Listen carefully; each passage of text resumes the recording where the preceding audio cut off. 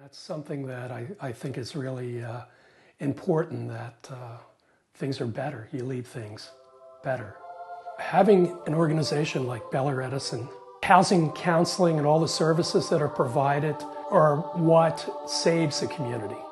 Through a number of years, I have met people that grew up in Bel Air Edison and are very, very proud of the community. It's a really unique community, and that's one of the things we really expressed, how unique it was in terms of the parks, in terms of greening of the community, in terms of playgrounds and recreation center at that time. We had actually a two-part strategy of outreach. One was really outreach to people that needed to sell their homes, and the second part was for folks coming in the neighborhood to buy houses in the community. The work we do with St. Ambrose, I worked with at that time Jesse Alfred, and Jesse and I worked together to develop a marketing strategy for the neighborhood. And we would go out and we would look at houses. We would go to auctions together, have open houses, and we would jointly work on marketing. The exterior of the houses were really nice, but very few people put resources inside the house. So you walk in, it's like 1940s. They didn't change the systems, you know. Some of the houses had like dark green paint inside. They were dark, you know. And I look at this house, and this house looks like a new house. So I think people have a love of this community and want to see well-being of the community, you know. And that's something that I think is really important, that things are better. You leave things better. The notion of celebration, of pride, of having a block party, of community, that, I think, almost more than anything else, moves markets. One of the things that we did when I was at Bel Air Edison Housing Service was we got very concerned about what was going on in the commercial district. And we put together a commercial revitalization strategy. It's so important to have people that sort of have their eye on the ball. We were able to put together a talented group of board members so we could look and say, what's happening to this community and what do we need to do in order to set it up to be successful. We faced very interesting challenges. They were brought about by the fact that we were in changing times. We were seeing families with two parents working, seeing single moms, maybe even some single dads.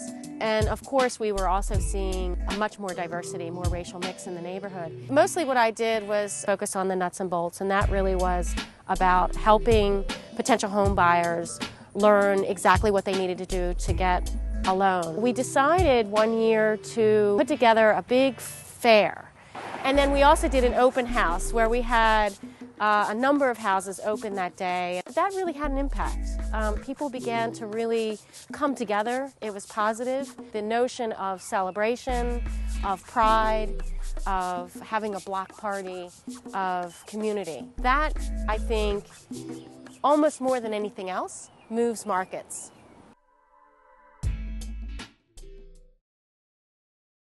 The real affirmation of the work is about young families moving in and choosing to make Bel Air Edison their home. That's what it's all about.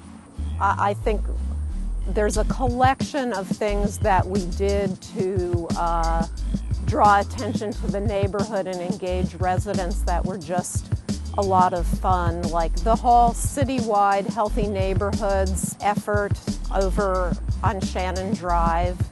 We announced the Healthy Neighborhoods $40 million loan pool for the city on Chesterfield Avenue, the Bow Wow Powwow, and we had a bike rodeo in Herring Run Park, and the fish sculpture stationed here in the park were happy times. Beni has lasted as a very stable organization for more than 20 years, and I think that's a credit to its leadership and the fact that the organization has continued to innovate and be a leader among community development organizations, and has maintained the interest of the city and the funding community. The neighborhood is an incredible investment, and I think between Beni and the neighborhood, This piece of Northeast Baltimore has maintained a tremendous amount of stability in the face of huge challenges. We were trying to get young people to be interested in the neighborhood and take advantage of the fact that you could get a beautiful move-in ready house on this park.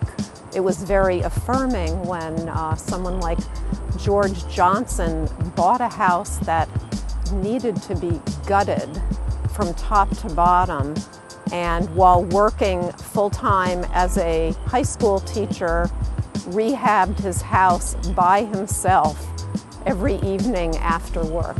The staying power of the organization speaks for itself. It has grown solidly with new innovations over a period of 20 years. It has added staff and programs. It's played a huge role in keeping Northeast Baltimore stable and attractive to new families. The real affirmation of the work is what I have said about young families moving in and choosing to make Bel Air Edison their home. That's what it's all about.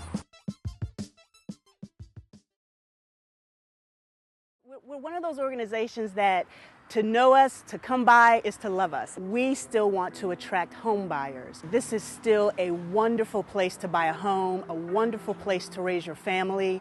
And despite the economic challenges that we are going through as a nation, if we can keep our neighbors knowing each other, looking out for one another, and excited about this neighborhood and willing to share that excitement with prospective home buyers, we can get new people moving in and eventually ride this tide. As the executive director, my favorite moment when we did Foresight is 2020, so it was our strategic plan. Getting our board members and staff working together and coming out every month and working on this strategic plan was wonderful to see, because it was energizing to our board members, a lot of which had been with us for several years, but it also allowed them to connect with our staff that works so very hard every day, and so that was a wonderful moment for me as the executive director. I want to leave this organization with a robust individual donor campaign. It's something that I feel so committed to, because this organization does amazing work, and this is a wonderful community.